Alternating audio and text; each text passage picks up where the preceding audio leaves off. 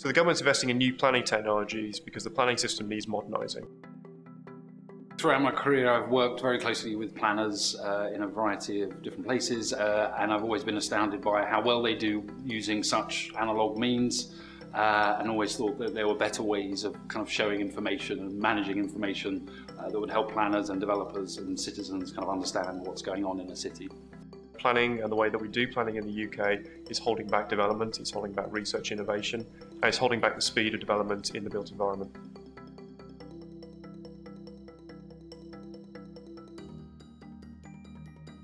So what GrowthPlanner seeks to do is gather quickly a lot of the information that's relevant to discussions between planners, utilities and developers, and present that in a way that aids some of that collaboration and coordination that you need between all of those different partners.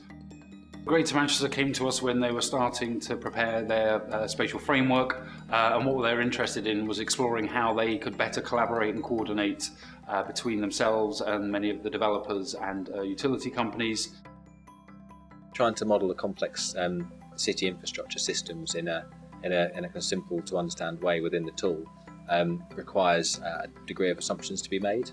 We work closely with Future Cities Catapult to kind of make sure those assumptions were based on sound logic, to ensure that the outcomes of the tool and the predictions that it made were as reliable as possible. Investment in Belfast is growing, and investment from people outside of the city who don't necessarily know Belfast that well. So we've got a couple of clients who are England based and wanting to invest but don't know what land is available first of all, what constraints are associated with it, and whether it's worth them making the investments. So we'll be able to use this tool to look at kind of what the capacities are on different development sites and what the constraints are in terms of the utilities infrastructure, but also in terms of other constraints like listed buildings, conservation areas. And that's key to being able to demonstrate that the level of housing we need in the local plan can be delivered over the time periods we're looking at. We started with the insights people to find out what's needed in the city planning space when it comes for data management, after which we move on to combination of data scientists to analyze the data and data visualization experts to build a tool together with software developers. Process which used to be very analog and very time-consuming is now quick and gives you an opportunity to compare different sites with each other much more efficiently. GrowthPlanner's real benefit is to really get to the grips with the base data. It also brings all of those disparate elements into one place. So having all those within one tool is a real advantage. I see it more as a tool that could be provided to anyone wanting to invest or develop in the city, and then we would use it to assist them with their site finding. There's nowhere where you can just go to for that kind of high level, first view, without having to pay or go into like a 3-month application process or something to get details of the site.